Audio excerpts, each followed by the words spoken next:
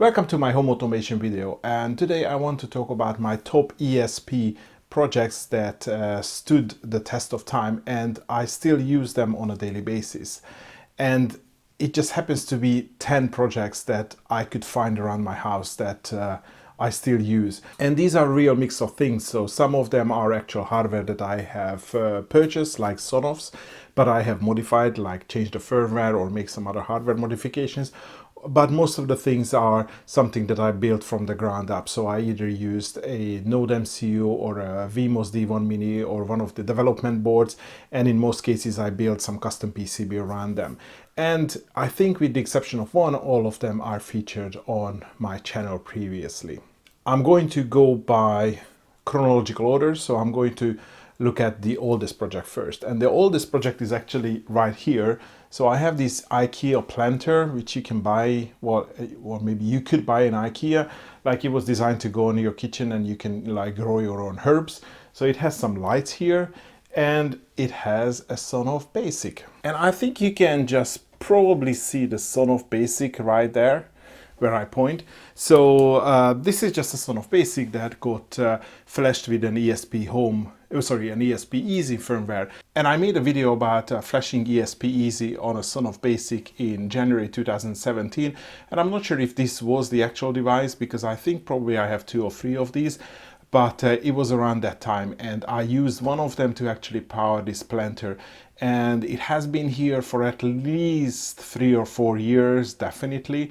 And before that, probably was serving another purpose. And the reason I flashed ESP Easy on this one, because back in 2017, the e-Link application didn't have a scene which could trigger on sunrise and sunset. So I flashed it, and I am using a very simple flow in Node-RED with a big timer, which is configured to come on at dusk, I think, or sunset, and then it turns off at 10:30 in the evening. So that's the first project, and it's just working fine. Okay, so the second project goes back to July 2017, and this was, I think probably this was my first ESP where I have done the code myself in Arduino IDE, and the one which is still working. And this was called the pool heater. I don't have a video on this one. I was just guessing based on the date of the Arduino IDE project file. It's nothing more, just a Node MCU. Oh, well, actually, I think it's a VMOS D1 Mini Pro, because it has an external antenna, because this is the furthest away from my Wi-Fi router.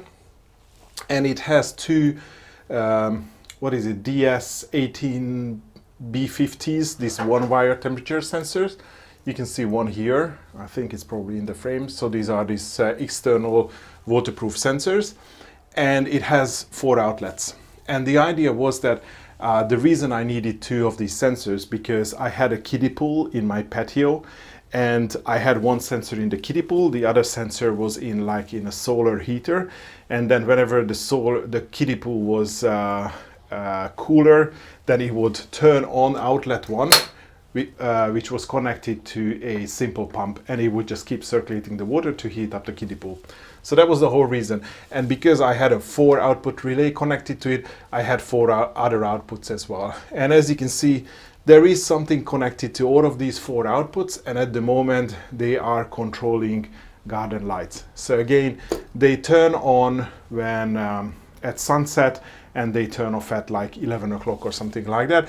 And that is also controlled by Node-RED with a very simple big timer. And yeah, actually the outlet 1 is still controlled by this temperature differential, but I don't use the kiddie pool anymore and the pump, so this is why I don't use outlet number 1.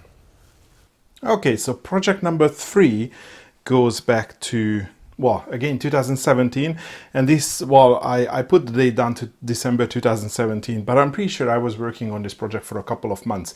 And this is an information display which sits on my in my study, in my desk, and it basically displays information that I can configure in Node-RED. So Node-RED pulls all sorts of information from the internet, like these are weather data, there was some exchange rate, it also shows the time, and then it shows you know, YouTube statistics, like how many subscribers I have, but it's mostly weather related, and it just cycles through these screens for me, and I can control all these screens from Node-RED, you know, what would be the sequence, and I can even change it depending on weekdays, weekends, the time of the day. And it's just a really cool display. And all I'm doing here is, I think I'm using a 16 by 32, I think, NeoPixel display. Well, it's basically a flexible LED strip, and it is controlled by an ESP8266, and it's running my custom code. And you can find a lot of videos about this because I have gone through the hardware design, how I designed this box, and then also a couple of iterations of the actual Node-RED flow. And as I said, it's been running here since probably the, you know, the beginning of, or the early months of 2018. And in fact, I like it so much that I have a second copy of this, which is installed in a picture frame with some, you know, family photos, and that's in our kitchen. So again, we can see all these, you know, weather statistics when we are having dinner or breakfast or lunch.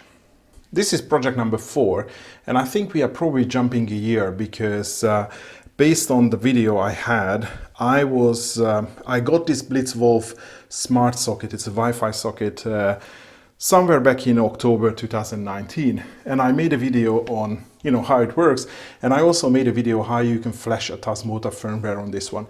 So this is running Tasmota, and the reason I'm using it here because it has energy monitoring. So this monitors the washing machine, which is down here. Probably you can tell it from all the, you know, the closes that you can see in the picture. And the sole purpose of this plug is that it monitors the power consumption of the washing machine, and it is able to tell if the washing is completed. And when the washing is completed, it sends a telegram message to me and my wife that the washing needs to be taken out from the washing machine. And that's it. And again, this is working here since, I would assume, the later part of 2019 or maybe early 2020. Project number 5 is really a design piece. So this word clock, as you can see it here, it was probably done in the early months of 2020, so March 2020. But I had like a couple of iterations of this and then prototypes. And this was the first time that I started playing around with this PX, I think this is a P6 32 by 32 industrial displays. So these are the type of displays that are, you know, made up into like huge LED walls and outside screens, and you can purchase them separately in AliExpress. And I created a PX matrix board for this one, so I can drive this whole display with an ESP8266. And all I have done is I CNC, or I got this front plate CNC cut, and it just shows the time. Well, it shows the time in Hungarian, but this is a word clock. So again, it just lights up the letters, so it spells out the current time. And then every minute it also does this animation. So there are, I think, probably about a couple of videos on this on YouTube as well, because I did a couple of videos on the design and also how the Arduino IDE, the code works, and also the special PCB that I created for this, which you know, has all the components to drive this display. For me, this was a really fun project to do. I still have a few of these displays that I can still build. I even have some of these CNC cut parts, and I have even created a few of these for my sister who really liked it. And there was a few that I actually made and sold as well. And I was thinking about, you know, creating a batch of these and selling them on various places, but again, it's just like it wasn't really a design that I could build really quickly, and it just takes a little bit too much time, or, you know, producing these, and I would just rather do something else than, you know, make a 5th or 6th or a 10th of these for somebody to buy. So project number 6 is this weather station that I made a video about in September 2021, but that video was how it managed to survive after 1 year. And I created this weather station because I wanted to measure a couple of things outside the house. So it has some internals which house a BME280 sensor, so it measures temperature, humidity and pressure. And then on top of this dome, which it has like a glass top, it has an ambient light, infrared and UV meter, and it also has a PMS 5003, that's a PM 2.5 particle sensor. So everything is housed in here. It was more like an experiment for me, and it didn't turn out to be a really good experiment because, well, first of all, the one thing that I used from this one is the light sensor, because in the winter, when it gets dark, I use this light sensor information to lower the blinds in the bedrooms. So this is really the only thing which I use this for. So it has to be out in the open so it can measure the light, not in the shade. But because it's out in the open, I can't really use the temperature data because it's always going to measure more than the ambient temperature. Also, being here close to this deck, this creates additional heat. So it always measures like 5 or 6 degrees higher, especially once the sun is out. Also, this PMS 5003 particle sensor, I think it probably died about 6 months later than or 6 months after that I installed it. This is probably due to the fact that I don't think it's really designed to go outside, and what they don't really tell you in all the codes is this sensor has a sleep mode, which I didn't implement. So it was like sampling constantly, and the small fan which is moving the air inside was running all the time. So if you want to use this sensor, you need to implement this sleep mode, so it really only wakes up, let's say, every hour, every 15 minutes to work, because otherwise it's just going to wear out the electronics. Funny thing is, it still sends some data, but I can't really trust this data anymore. So again, really, I should probably take this apart, keep the ambient light sensor, and maybe build a second unit with the temperature and the humidity sensor that I can move into the shade, so it measures, you know, real temperature and humidity. But it definitely stood the test of time. You know, these louvres are protecting the inside elements, and also I probably shouldn't really say that there is a small high-link mains power supply in here. So actually the cable which runs through this pipe is mains cable, and then it gets converted to 5 volts. And again, that sensor is running, that power supply is in this tube for like 3 years without any issues. Of course, there is like a GFCI on this one, so if there would be any fault, then the GFCI breaker would trip. But yeah, it's working fine, just like the ESP. To be honest, this gets power from the pool heater, one of the output of the pool heater. So if I lose data from this one because it freezes, then I use the pool heater just to power cycle it, and then it comes back online. So I wouldn't say that this is the most reliable sensor, but you know, with the pool heater and the fact that I can power cycle it, it sort of makes it reliable. So this next project takes us to around September 2021. And again, probably the work on this probably started a couple of months earlier. And this is my access control solution for my house. So I have purchased these vegan sensors from AliExpress, and inside this box, there is again a custom PCB which runs Node MCU. Yeah, it runs a Node MCU, and then it just connected to this reader, so it reads you know, whatever numbers are punched in. And I use this to operate a couple of things around the house. So my garage door is there, my gate, so I can just put a code in here and then it opens the gate. But when I was deploying this, I actually deployed 3 of these, because there is 2 more which is controlling my small like passenger gate and the car gate. So you can see these guys here. So this is one of the ESP box, and the other one is right behind the gate.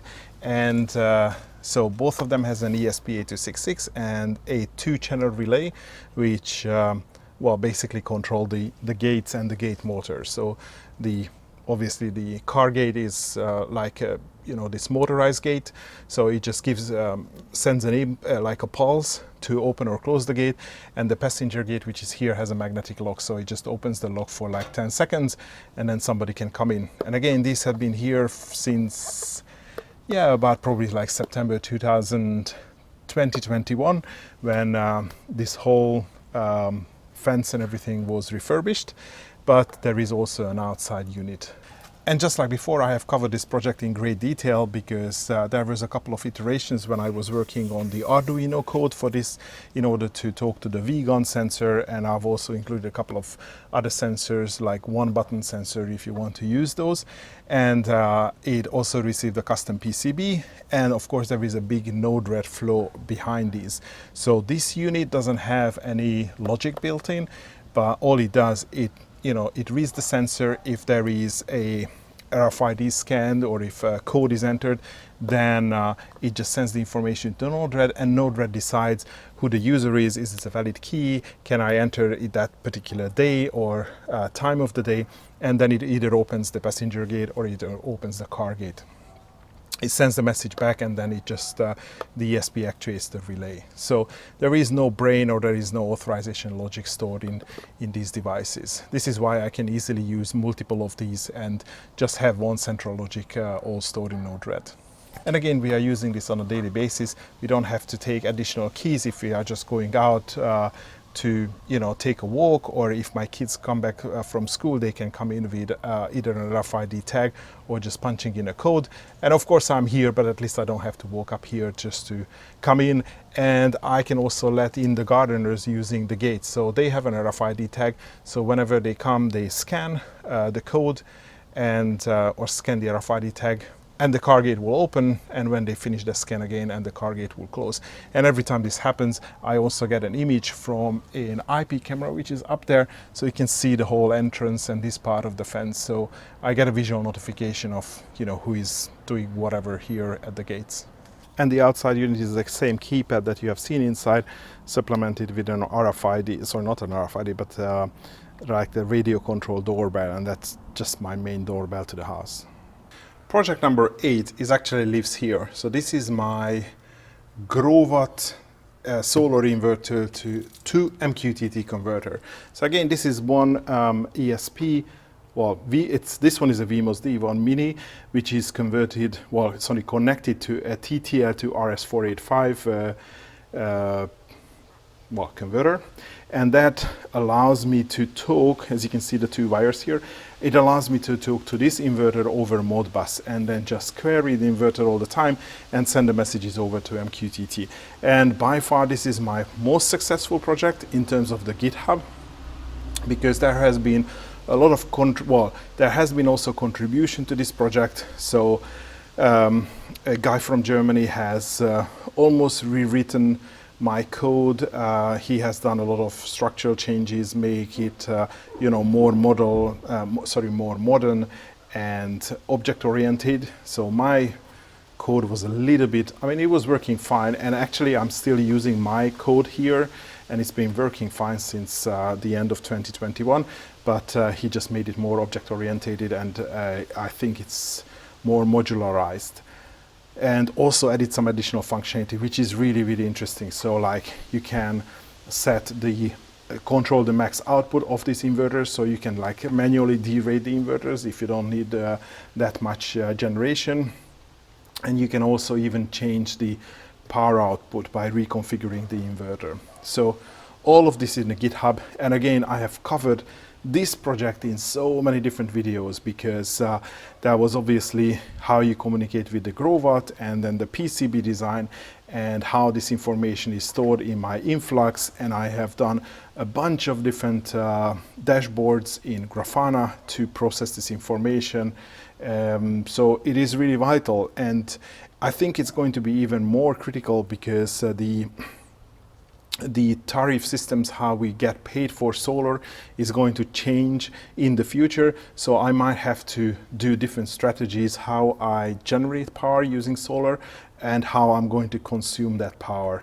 So, having all this information in Node-RED so I can make decisions is going to be, more important in the future. So I'm really glad that I did this project. This was fun to, and I'm really glad that there was so much enthusiasm and interest in this project on GitHub.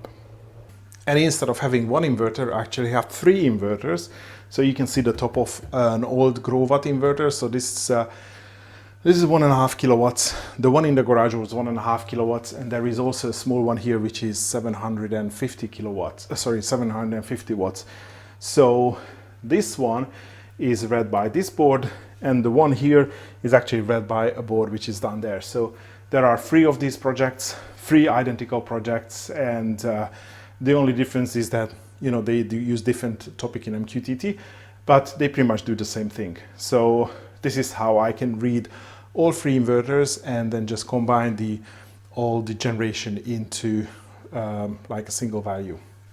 And I care about this data so much that I have even created a separate screen on my touch panel to show this information. So you can see how much my 3 inverters are generating at the moment, and the arrows shows that all this energy actually goes back to the grid. And in the evening, the arrows change the other direction, and I can see that I'm actually using electricity from the grid. But if you're interested in this, I've covered this screen in a separate video as well. And project number 9 started February this year, when I created this charging station for my electric car. So it has a 16 amp single phase charger that I purchased from AliExpress, and this is the part that I built, well, along with this cabinet and everything, and some, you know, wiring that I had to do. And in here I have an SDM 120 single phase energy meter from Estron, and this works on a Modbus as well. So I have created yet another board. It is very similar to it is very similar to the Grovat board that I have just shown you. The difference is that it doesn't have a built-in power supply. So this is the power supply, but virtually these are the same components. And again, it has its own custom Arduino IDE firmware which can read the energy consumption from this energy meter, and again that feeds into Node-RED. And at the moment I'm only using this for monitoring, so I can tell when the car is charging and I can tell how much I charge into the car. But as I mentioned, because the solar tariff is changing in my country, I might need to use this project or an extension of that project to control when I want to charge the car when I have solar energy. And similarly to the screen I did for the solar inverter, I have also created the screen from the car, and it just shows information about how much I use for charging. So for example, yesterday I was charging it for 5 hours. I think the battery was below 50%, and so far I have used this much energy to charge the car since the beginning of the year. And if the car would be charging, then these values would show the actual voltage, amps, watts, and the kilowatt hours, and the time that I charge into the car in a particular charging session. And finally, project number 10 that was born July this year is this water scale, which measures my water bottle that I use here in my study in order to monitor how much water I'm drinking during the day. So it can tell if I am drinking enough water, and if I'm not drinking for a certain period of time, then it's going to warn me that I just need to drink. And I use it mainly because I tend to have some headaches, and most probably it is linked to the fact that I don't drink enough water. Actually, I'm feeling that probably my headache is developing at the moment as well. And it is a very recent project, but actually I do use it every single day. As you can see, this one of the reminder through this ring light just came about. And again, it is here. I'm pretty much, sitting here all day. So all I need to do is to put the water bottle there. The only thing I would rather change on this project is that it will, if I leave the water bottle here, let's say overnight, then it would just keep reminding me that you have to drink. And sometimes I wake up in the morning and I have like 15 notifications in Telegram. So probably I should add a limit to that. But otherwise, yeah, it's good. It serves its purpose, and it's easy to use. I think that's all you need for a great project. So these are my 10 ESP projects, and I think it was just a coincidence that it happens to be 10.